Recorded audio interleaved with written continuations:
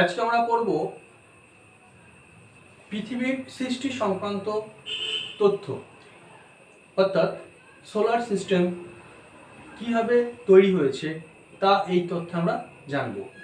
এই তথ্যের প্রথমেই আমরা দেখে নেব যে পৃথিবী সৃষ্টির সময়কার যে আদি তথ্যগুলো রয়েছে সে আদি তথ্যগুলোর মধ্যে সর্বপ্রথম যাকে ধরা হয় 1755 খ্রিস্টাব্দে জার্মান দার্শনিক ইমানুয়েল কান্ট তার একটি পৃথিবীর উৎপত্তি সংক্রান্ত একটি তথ্য উপস্থাপন করেন। এই ইমানুয়েল কান্ট, জার্মান দার্শনিক ইমানুয়েল কান্ট যে তথ্যটি দেন তার নাম কি?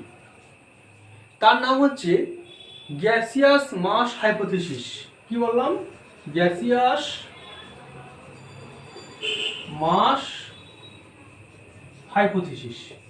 আমাদের কম্পিটিটিভ পরীক্ষার ক্ষেত্রে যেহেতু এমসিকিউ কোশ্চেন, সেই জন্য এই ধরনের বিষয়গুলোকে আমাদের খুব ভালোভাবে সচেতন থাকতে হবে যে ইমানুয়েল কান্টের যে তথ্যটি তার কী নামে পরিচিত, গ্যাসিয়াস মাস হাইপোথিসিস। এক্ষেত্রে আমরা স্টেপ বাই স্টেপ পড়বো, তখন বুঝতে পারবো এটা কত সালে তথ্যটা উপস্থাপন করেছিল। 1755 খ্রিস্টাব্দে। এখানে একটা প্রশ্ন আসতে পারে যে ইমানুয়েল কান্ট কোথাকার লোক ছিলেন? তিনি একজন জার্মান ফিলোসফার ছিলেন। এরপরে চলে আসবো যে তত্ত্বের মূল কথা কি তিনি বলেছিলেন। তিনি বলেছিলেন যে মহাশূন্যের যে বিশাল আকার যে গ্যাস এবং ধূলিকণা রয়েছে সেগুলো কি হয়েছে না, নিউটনের মহাকর্ষ সূত্র অনুযায়ী ওরা ঘূর্ণায়মান অবস্থায় আস্তে আস্তে একত্রিত হয়েছিল, এবং যত তারা একত্রিত হচ্ছিল পেসেতে সেগুলো কি হচ্ছে ক্রমসংকুচিত হচ্ছিল। এই ক্রমসংকুচিত হওয়ার ফলে তার আবর্তন বেগটা বৃদ্ধি পাচ্ছিল।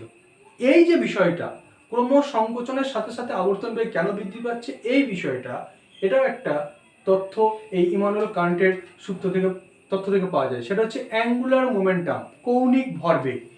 কৌণিক ভরবেগ বা অ্যাঙ্গুলার মোমেন্টাম, এই বিষয়টিও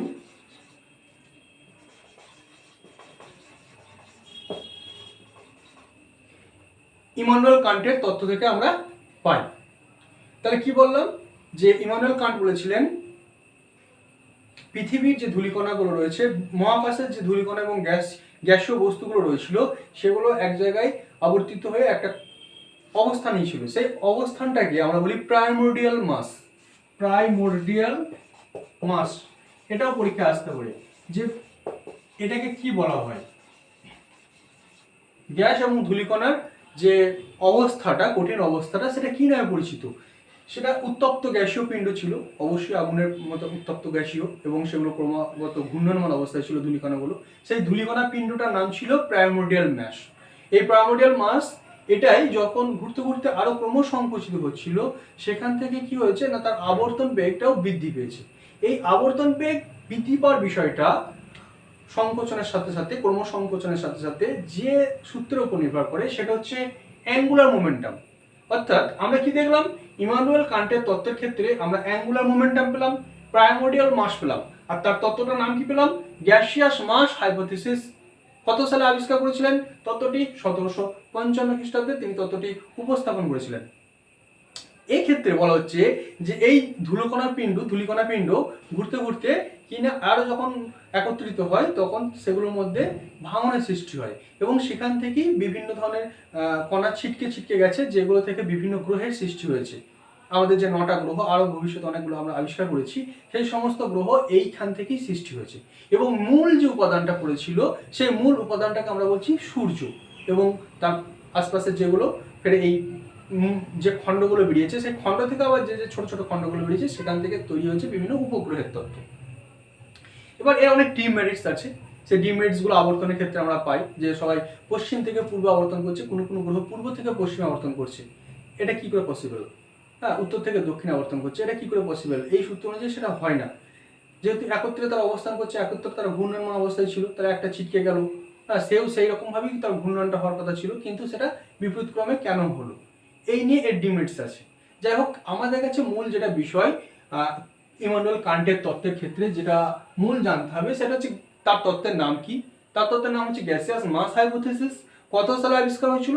1755 খ্রিস্টাব্দে আবিষ্কার হয়েছিল, এবং এর যে তত্ত্বটা সেটা নিউটনের মহাকর্ষ সূত্রের উপর নির্ভরশীল। তত্ত্বটা। এবং এই তত্ত্বের ক্ষেত্রে যে সূত্রটা কাজ করে সেটা হচ্ছে অ্যাঙ্গুলার মোমেন্টাম। এই অ্যাঙ্গুলার মোমেন্টামের ওপর ওর কৌণিক ভরবেগের ওপর ওর ওই আবর্তন গতি বৃদ্ধি পায় এবং তার সঙ্গে সঙ্গে ওই ক্রম যত সংকুচিত হয়েছে তত আবর্তন গতি বৃদ্ধি পেয়েছে এবং তার সঙ্গে সঙ্গে কণাগুলো ছিটকে ছিটকে গেছে। আর এই যে মূল গ্যাসীয় পিণ্ডটা তার নাম কি ছিল? প্রাইমোর্ডিয়াল মাস।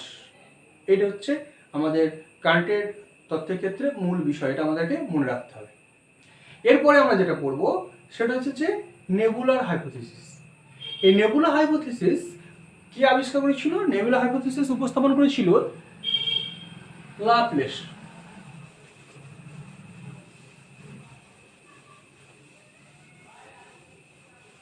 ফরাসি বিজ্ঞানী লাপ্লেস। কত সালে? 1796 খ্রিস্টাব্দে। তার এই তত্ত্বকে আমরা বলছি নেবুলা হাইপোথিসিস। নেবুলা কি? আমরা আগের তত্ত্বে পেলাম কান্টের ক্ষেত্রে প্রাইমোর্ডিয়াল মাস, গ্যাসিয়াস মাস হাইপোথিসিসের ক্ষেত্রে সেই প্রাইমোর্ডিয়াল মাসটা কি এক্ষেত্রে বলা হচ্ছে নেবুলা। একই রকম ভাবে নেবুলা ঘূর্ণায়মান অবস্থায় ছিল, যেটা অনেকটা কান্টের সঙ্গে মিল আছে, সেই জন্য কান্টের তত্ত্বকে পুরোপুরি স্বীকার করে নেয় লাপ্লেস। এবং এক্ষেত্রে এই নেবুলা হাইপোথিসিস ঠিক গ্যাসিয়াস মাস হাইপোথিসিসের মতোই সেক্ষেত্রেও বলা হয়েছে ঘূর্ণায়মান অবস্থা ছিল, এক্ষেত্রেও ঠিক ঘূর্ণায়মান অবস্থায় আছে। এবং এক্ষেত্রে নতুন একটা বিষয় আমরা দেখব, সেটা হচ্ছে যে যখন কোনো বস্তু ঘূর্ণায়মান অবস্থায় থাকে তখন তার মধ্যে দুটো শক্তি কাজ করে, একটা হচ্ছে সেন্ট্রিপিটাল, একটা হচ্ছে সেন্ট্রিফিউগাল, অর্থাৎ একটা কেন্দ্রমুখী বল, একটা কেন্দ্র বিমুখ বল। ঠিক লাপ্লাসের তত্ত্বের ক্ষেত্রে যখন বস্তুটা ঘুরছে, ঘূর্ণায়মান অবস্থায় রয়েছে নেবুলা, এই নেবুলা ঘূর্ণায়মান অবস্থায় তার মধ্যে কেন্দ্রের দিকে একটা বল সবসময় কাজ করে থাকে। এই বলটাকে আমরা বলছি কেন্দ্রমুখী বল। আর ঠিক তখনই তার বিপরীত দিকে, প্রথম দিকে কেন্দ্রমুখী বল কাজ করেছিল এবং পরবর্তীতে ঠিক এই ঘূর্ণায়মান বস্তু ঘুরতে ঘুরতে তার বিপরীত দিকে একটা বল কাজ করে, কেন্দ্রের বিপরীত দিকে যাওয়ার চেষ্টা করে, যেটাকে আমরা বলছি কেন্দ্র বিমুখ বল। অর্থাৎ লাপ্লাসের নেবুলা হাইপোথিসিসের ক্ষেত্রে আমরা দুটো বিষয় পেলাম, একটা হচ্ছে কেন্দ্রমুখী বল, একটা কেন্দ্র বিমুখ বল। এই দুটো শক্তি এক্ষেত্রে কাজ করেছে। এর ফলে কি হয়েছে না, মূল যে উপাদানটা সেটা থেকে গেছে, সেখান থেকে বিভিন্ন কণা ছিটকে গেছে এবং সেইখান থেকে বিভিন্ন গ্রহের সৃষ্টি হয়েছে এবং মূল উপাদানটা সূর্যে থেকে গেছে, সূর্য হিসাবে থেকে গেছে। এটা হচ্ছে যে নেবুলা হাইপোথিসিস। তাহলে আমরা কি দেখলাম? নেবুলা হাইপোথিসিস 1796 সালে নেবুলা হাইপোথিসিস আবিষ্কার করেছে লাপ্লেস, ফ্রান্স দার্শনিক। এবং তার যে বিষয়টা সেখানে ছিল দুটো শক্তি, একটা হচ্ছে কেন্দ্রমুখী বল, একটা কেন্দ্র বিমুখ বল। কেন্দ্রমুখী শক্তি আর কেন্দ্র বিমুখ শক্তি।